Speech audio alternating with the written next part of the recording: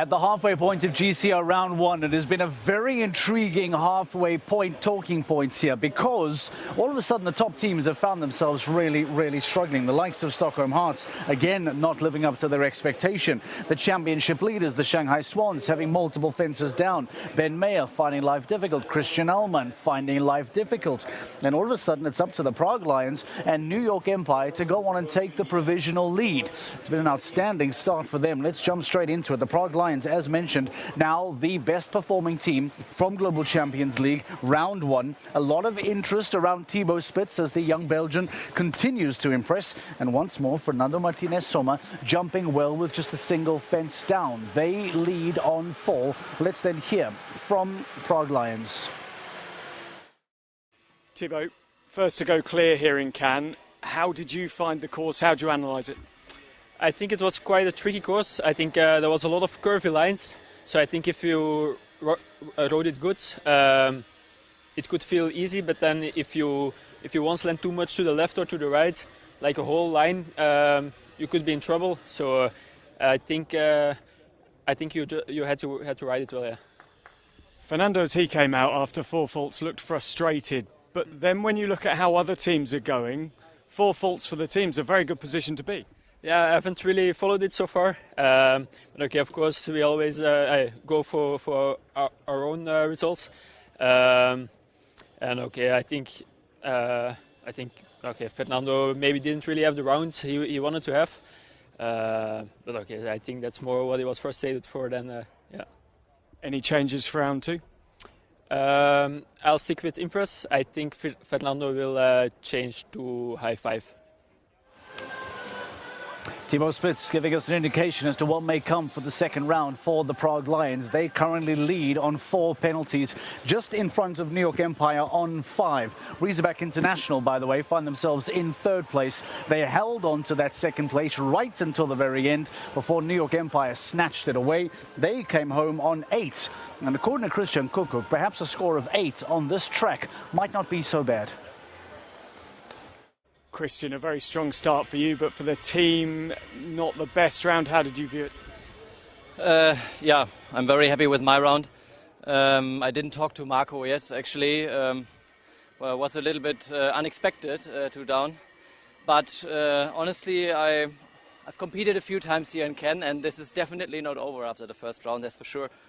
A tough second round coming, and if we could keep the 8 points, I wouldn't be surprised if we could still be able to go on the podium, so it's not over. Ludger, looking on, looked a little bit bemused. Has he said anything to you yet? Yeah, he was happy with my round, and he just said that the horse from Marco was a little bit shy here, you know. It's very different to Madrid, where we had all the space to warm up the horses and the ring was huge, and here it's a completely opposite. We have a really tiny warm-up. And probably the horse needed a little bit to get used to it, and he didn't feel super comfortable and was a little sticky. That's why he maybe had number 2 very early down. But it should get better now. He jumped now 1 round and he finished actually very well, so I'm very positive for the second round. Good luck for them. Thank you. That is a very interesting admission from Christian Kukuk, suggesting that if Razorback International were to jump well in round 2, and by that I'm sure he means a double clear, perhaps then a score of 8 may well still get you onto the podium. That's how difficult perhaps things have been here in GCL round 1, that even a score of 8 could be a podium finish come the end of the night. As he pointed out, a wonderful clear from himself on Shah George, with 2 fences down for Marco Kutscher and Aventador, puts Razorback International now in 3rd place. Let's bring you up to speed as to what the standings look like. We're talking about Prague leading. We're talking about New York Empire coming in late. We're talking about Razorback International in 3rd. This is how it stands now. As it is, the Prague Lions find themselves in 1st place. They currently lead on only 4 penalties. New York Empire on 5 and Razorback International on 8 penalties. The Basel Cosmopolitans find themselves on 8 penalties as well. So those are the teams that currently hold on to the rankings now at the provisional halfway point. And as we pointed out, take a look at that for the Stockholm Hearts, for the Shanghai Swans, for the Monaco Comets.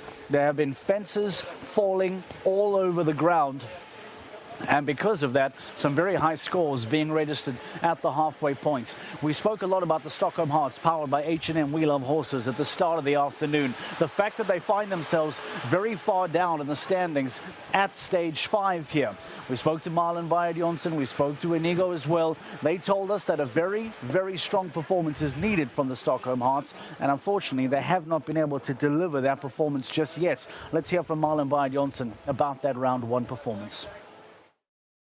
Marlon, it's a very twisty course, it's quite a technical course. How did you find it and how did Indiana cope?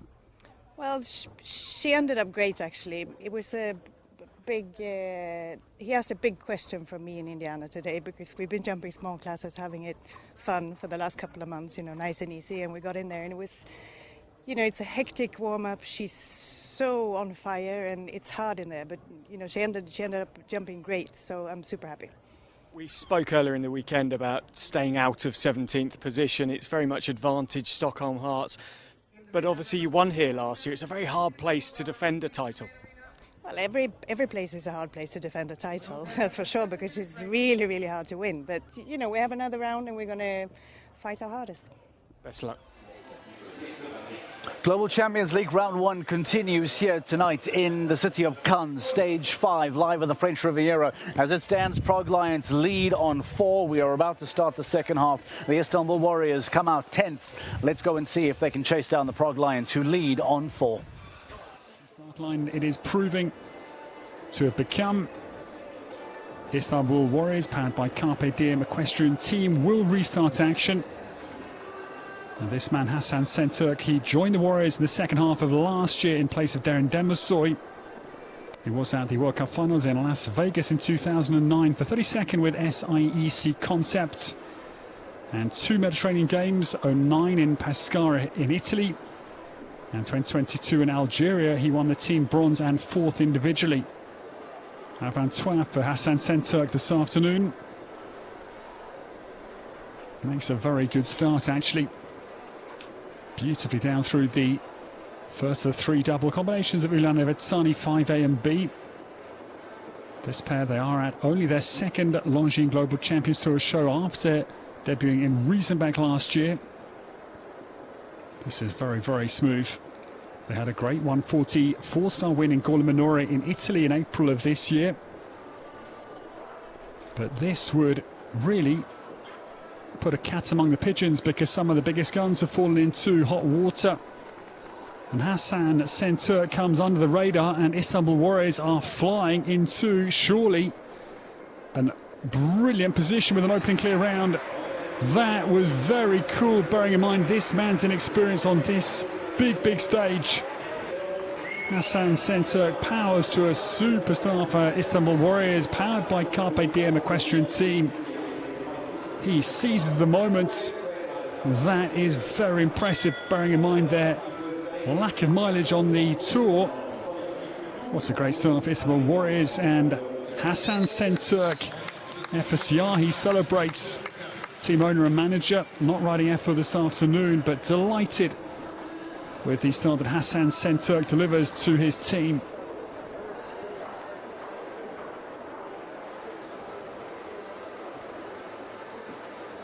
Now this is fascinating, because this man comes from an equestrian dynasty. His parents, Graham and Tina Fletcher, both Olympians for Great Britain in years gone by. Oliver Fletcher is on the course.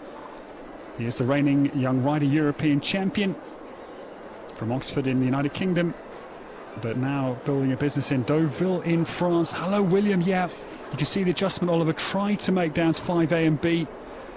Felt he was getting a little bit too deep into the double, cannot quite put the brake on and retain momentum to clear the 155 tall vertical into the first combination.